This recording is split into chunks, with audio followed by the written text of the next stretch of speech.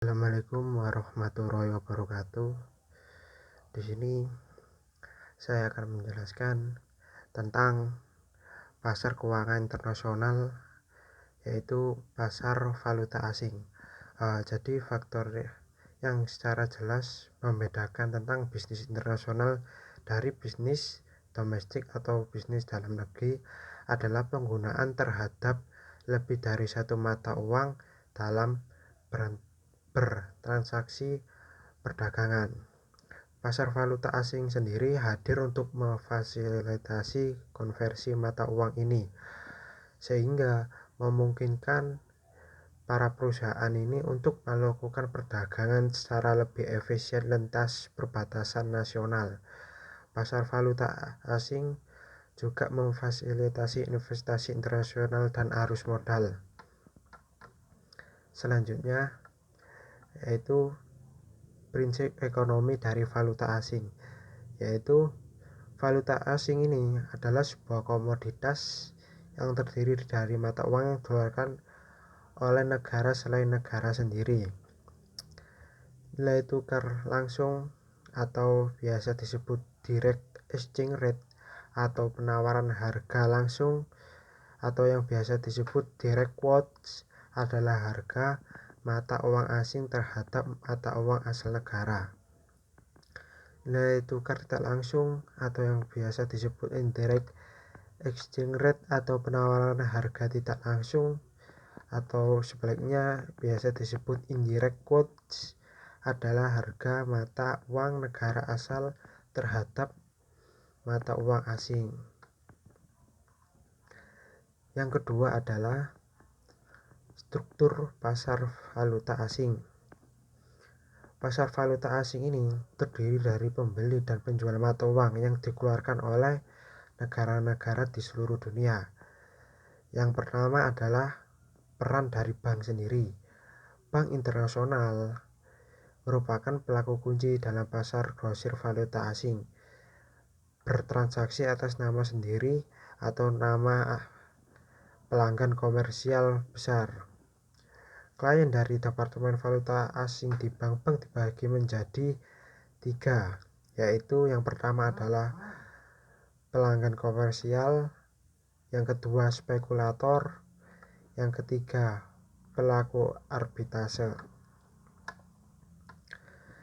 Selanjutnya ada pasar spot dan forward. Pasar spot atau dalam bahasa Inggrisnya disebut spot market terdiri dari transaksi valuta asing yang akan diselesaikan segera, biasanya didefinisikan selama 2 setelah tanggal perdagangan, karena waktu yang secara historia dibutuhkan untuk menyelesaikan pembayaran dalam sistem perbankan internasional. Pasar forward atau forward market terdiri dari transaksi valuta asing yang akan terjadi beberapa saat di masa depan. Harganya sering dipublikasikan untuk valuta asing yang akan disampaikan dalam 1 bulan, 3 bulan, dan 6 bulan di masa depan. Pasar valuta asing mengembangkan 2 mekanisme memungkinkan mendapatkan valuta asing di masa depan, yaitu mata uang berjangka atau currency futures, mengizinkan opsi mata uang currency options, tetapi tidak mengharuskan untuk perusahaan membeli atau menjual sejumlah mata uang asing yang telah ditetapkan dengan harga yang telah ditetapkan ini pada tanggal yang telah ditetapkan. Selanjutnya yaitu adalah arbitrase dan pasar uang. Arbitrase adalah pembelian tanpa risiko terhadap produk di satu pasar untuk segera dijual kembali di pasar kedua untuk mengambil keuntungan dari selisih harga. Yang pertama ada arbitrase barang paritas daya beli. Gagasan sederhananya sendiri itu adalah Jika suatu harga berbeda di antara dua pasar, orang akan cenderung membeli barang tersebut di pasar yang menawarkan harga yang lebih rendah atau pasar murah dan menjual kembali di pasar yang menawarkan harga lebih tinggi atau pasar dalam tanda kutip mahal. Yang kedua adalah arbitrase uang.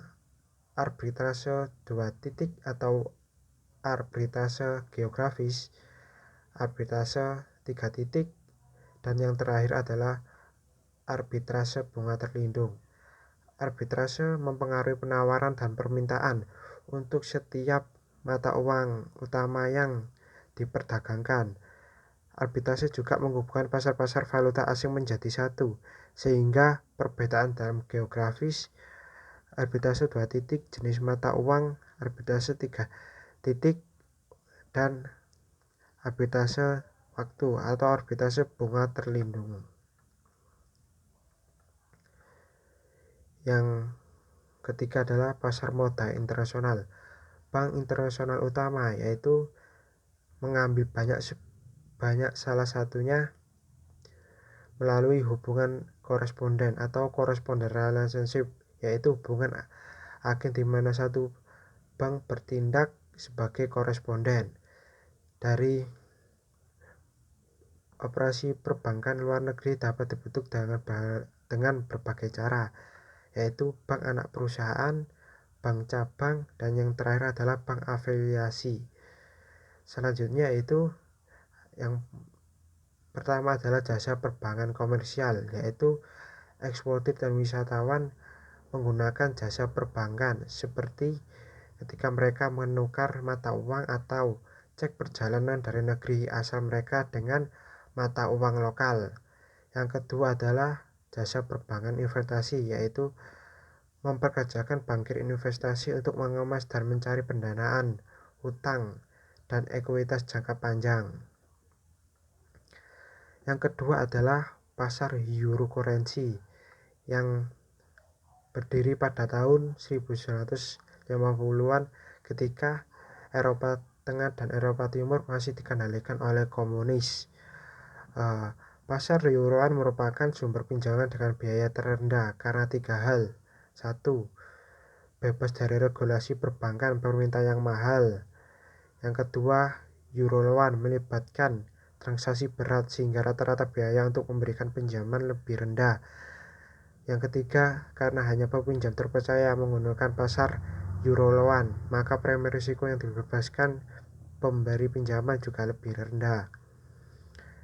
Yang ketiga adalah pasar obligasi internasional, yaitu diterbitkan oleh penduduk negara A tetapi dijual kepada penduduk negara B dan denominasikan dalam mata uang negara B.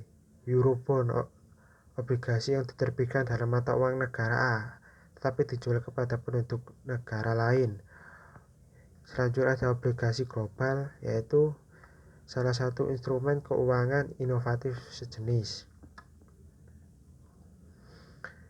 Yang keempat adalah pasar ekuitas global, yaitu semakin pentingnya operasi multinasional dan perbaikan dalam teknologi telekomunikasi juga telah membuat pasar ekuitas semakin global, yaitu dana negara adalah reksadana yang mengkhususkan diri untuk berinvestasi dalam perusahaan di suatu negara tertentu. Yang kelima adalah pasar keuangan lepas pantai. Pusat keuangan lepas pantai berfokus untuk menawarkan jasa perbankan dan keuangan lainnya kepada pelanggan penduduk. M&A sering menggunakan pusat keuangan lepas pantai untuk mendapatkan pinjaman euro currency bayar terendah. Efektivitas dari pusat keuangan lepas pantai dalam menarik deposito dan kemudian meminjamkan dana ini kepada pelanggan di seluruh dunia merupakan faktor penting dalam globalisasi pasar modal yang sedang tumbuh. Selanjutnya adalah iklim regulasi yang memfasilitasi transaksi modal internasional yang berhubungan komunikasi dengan baik dengan pusat keuangan utama lainnya dan tersedianya ahli hukum, akuntansi, dan keuangan serta ahli lainnya yang dibutuhkan untuk mengemas pinjaman besar. Terima kasih. Sekian penjelasan dari saya. Wassalamualaikum warahmatullahi wabarakatuh.